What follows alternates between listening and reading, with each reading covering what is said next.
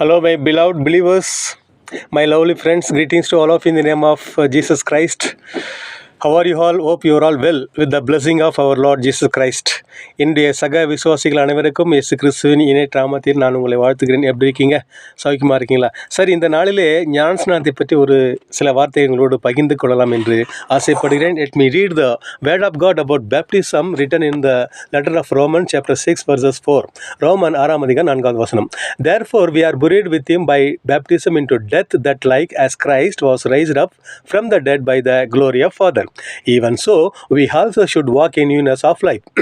மேலும் பிதாவின் மகிமையினாலே கிறிஸ்து மரித்தோரிலிருந்து எழுப்பப்பட்டது போல நாமும் புதிதான ஜீவனுள்ளவர்களாய் நடந்து கொள்ளும்படிக்கு அவருடைய மனத்திற்குள்ளாக்கும் ஞானஸ்நானத்தினாலே கிறிஸ்துவுடனே கூட அடக்கம் பண்ணப்பட்டோம். Dear friends, the real meaning of the baptism is living with the Christ and dying with the Christ, and again dying with the Christ and getting newness of life and following Jesus' principles and continuing his preaching the gospel. ஞானஸ்நானம் என்பது பாவத்திலிருந்து விடுதலை பெற்று மனம் திரும்பலுக்கு ஏதுவான காரியங்களை செய்து இயேசுவின் கட்டளைகளை பின்பற்றி அவர் விட்டு சென்ற பணியை தொடர்ந்து செய்வது தான் உண்மையான ஞானஸ்நானுக்கு அர்த்தம். ஆகவே இந்த காலகட்டத்தில் மனம் திரும்புதலை ஏற்றுக்கொள்ளக்கூடிய நிலையில் இப்போது இல்லை என்று தான் நான் நம்புகிறேன். ஏனென்றால் அந்த காலத்தில் நோவான் காலத்தில் உலகம் அழிவதற்கு முன்பே எப்படிப்பட்ட பாவங்களை செய்து கொண்ட ஜனங்கள் இருந்தார்களோ அதே மாதிரி சூழ்நிலையில் தான் நாம் இன்றும் வாழ்ந்து கொண்டிருக்கிறோம். ஆண்களும் சரி பெண்களும் சரி ஓய்வில்லாமல் இரவும் பகலும் பணியை செய்து கொண்டவர்களுக்கு இதை பற்றி நன்றாக புரியும் என்று நினைக்கிறேன். ஆகவே கிறிஸ்துவுக்குள் பிரியமானவர்களே, நாம் முழுமையாக மனம் திரும்பாவிட்டால் ஓரளவு கொஞ்சமாவது பாவத்திலிருந்து விடுதலை பெற்று மனம் திரும்ப ஏற்றுவான கனிகளை கொடுத்து நாம் மக்களுக்கு இயேசுவின் நற்செய்தியை தொடர்ந்து செய்யும்படியாக முயற்சி செய்வோம்.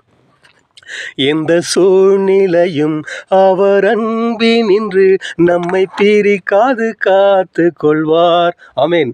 எந்த சூழ்நிலையும் அவர் அன்பினின்று நம்மை பிரிக்காது காத்து கொள்வார். என்னை நம்பியவர் சொன்ன பொறுப்பதனை அவர் வரும் வரை காத்து கொள்வேன்.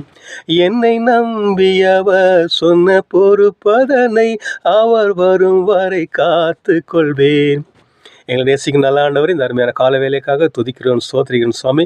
எங்களுடைய வாழ்க்கையில் நீ செய்த நன்மைகளுக்காக மறுபடியும் நன்றி செலுத்துகிறேன் சுவாமி.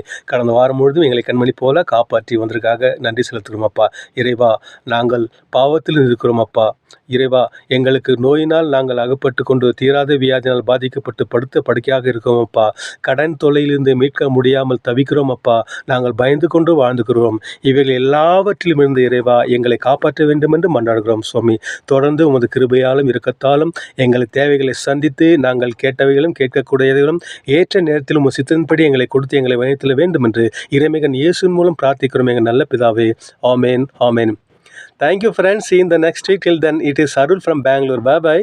God bless you. Have a nice week.